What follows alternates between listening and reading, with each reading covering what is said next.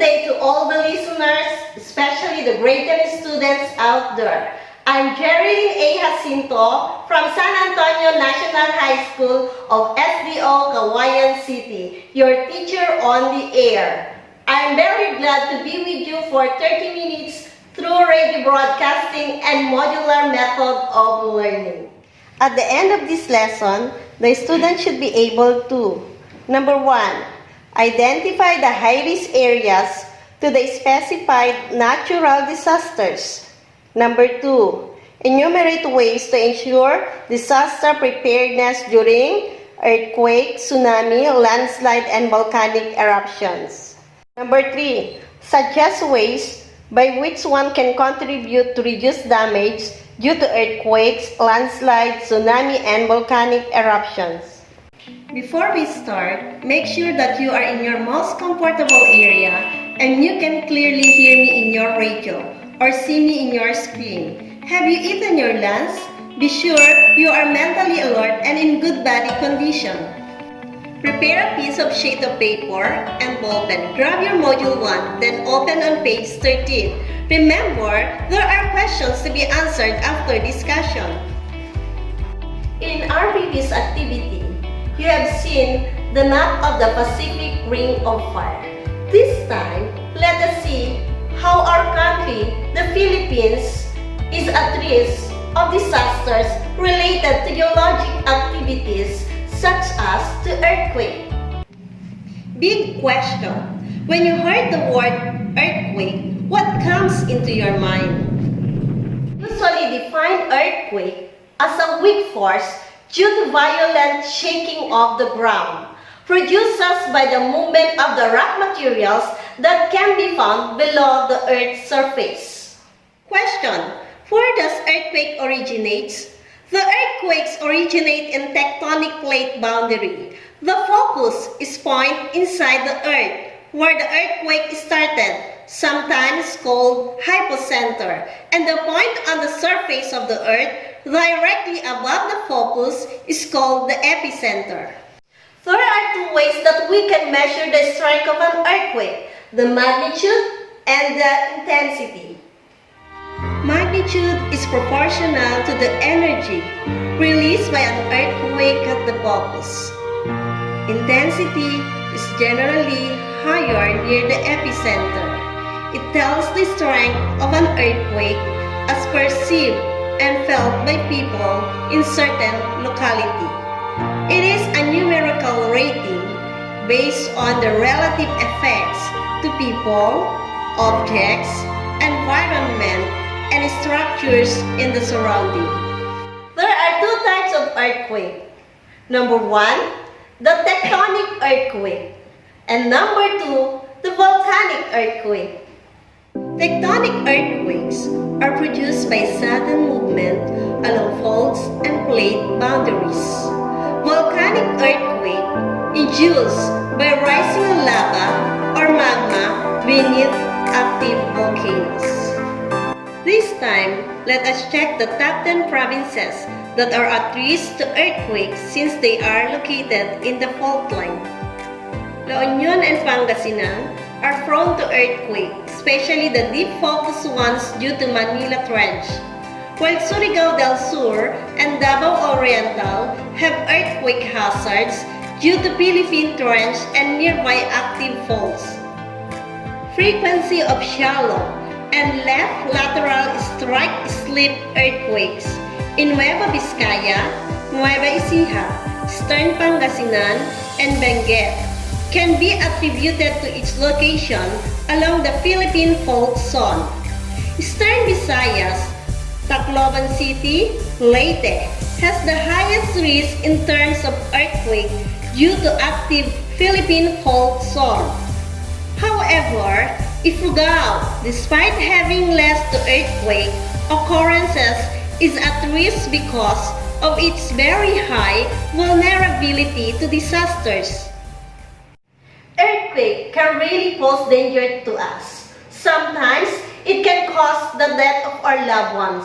The effect on the ground, it can cause the damage of the building. So, it is better for us to be prepare ourselves and get fully informed before the earthquake. Mga kapuso, dapat maging alerto sa oras ng disgrasya para makaiwas sa kapahamakan. Dapat I am ready. Sakaling magkaroon ng lindol, kung nasa loob ng matibay na gusali, ay manatili na lang sa loob. Tumayo sa ilalim ng hamba ng pintuan o magtago sa ilalim ng matibay na mesa para maprotektahan ang sarili sa mga naglalaglagan at naghahampasang bagay. Kung nasa labas naman, pumunta sa ligtas at bukas na lugar. Lumayo sa mga poste ng kuryente, pader at iba pang struktura na pwedeng bumagsak o matumba. Huwag manatili sa mga gusaling may mga salaming mababasag. Kung nagmamaneho naman, itabi at ihinto ang inyong mga sasakyan. Huwag magtangkang tumawid sa tulay o sa overpass dahil posibleng napinsala na ito ng lindol. Kung nasa gilid naman ng bundok, lumayo muna sa mga lugar na pwedeng maapektuhan ng pagguho ng lupa. At kung nasa tabing dagat at nagkaroon ng malakas na lindol dahilan para mahirapang makatayo, mas makabubuting isipin at ipalagay na magkakaroon ng tsunami at tumakbo ng mabilis patungo sa lugar na palayo sa tabing dagat. Pagkatapos naman ng lindol, huwag basta-bastang papasok sa mga gusaling may nasirang bahagi. Pwedeng matuluyan ang pagguho o pagbagsak ng mga ito kapag nagkaroon ng malalakas na aftershock. Linisin ang mga natapong kemikal na nakalalason at madaling magliyab para maiwasan ang paglala ng pinsala. Alamin ang posibilidad ng pagkakaroon ng sunog. Mabuti ring siyasatin ang mga linya ng tubig at kuryente. Okay, let us now proceed to another disaster of geologic activity, the landslide.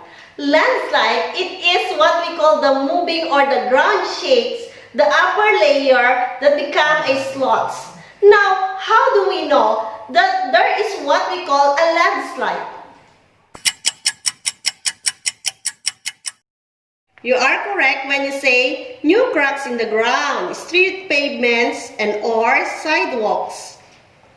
Landslide is sliding down of a mass of earth or rock from a mountain cliff, or moving away of soil from foundations.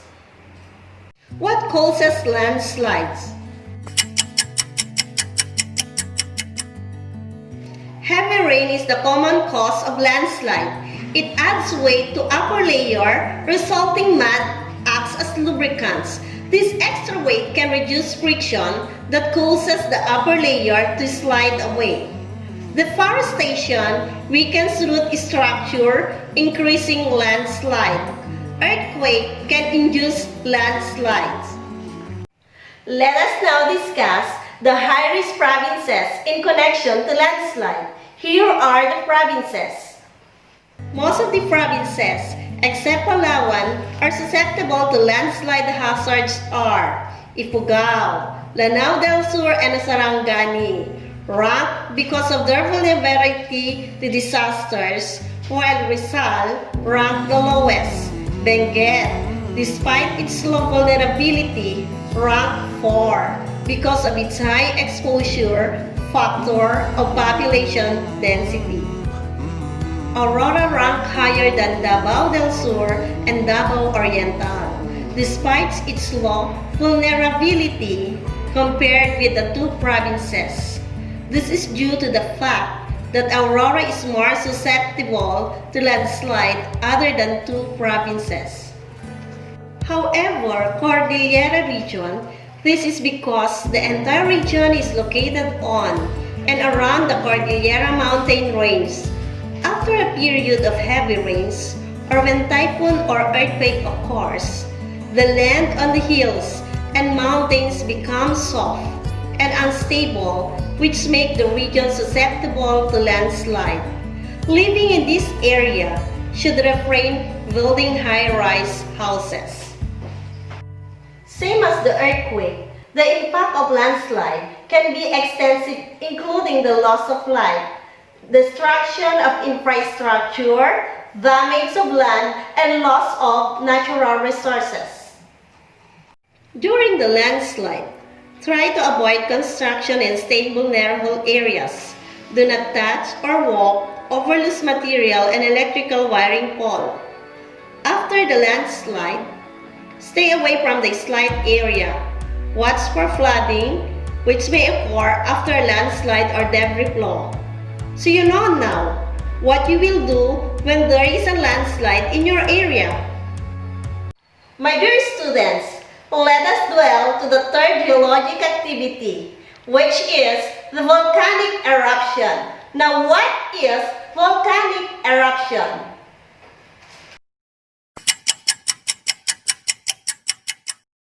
Volcanic eruptions comes from the surfaces of the earth, that is the earth crust, that comprises of the number of tectonic plates that is constantly moving slowly. Most volcanic activity occurs at the places where the plates meet the plate boundaries. Beneath the crust is the mantle.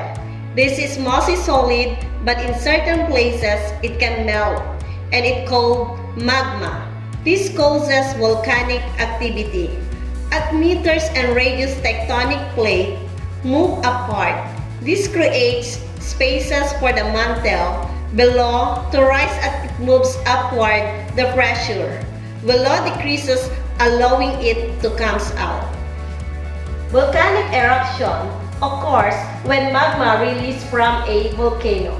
There are two types of volcanic eruption, the effusive and the explosive. When we say effusive, it is a type of volcanic eruption in which lava steadily flows out of a volcano to the ground. On the other hand, explosive eruption means magma is torn apart as it rises and reaches the surface in pieces known as pyroclasts. Philippines lies within the Ring of Fire, a region of subduction, zone of volcanism surrounding the Pacific Ocean. This explains the distribution of volcanoes in the Philippines in 1991. Mount Pinatubo is well known as what we call the most violent eruption in the 20th century. Philippine volcanoes are classified as active, inactive, and potentially active. 22 historical active volcanoes are distributed all over the archipelago. Since volcanoes are not present in some provinces, these particular areas can be called no-risk to volcanic eruption.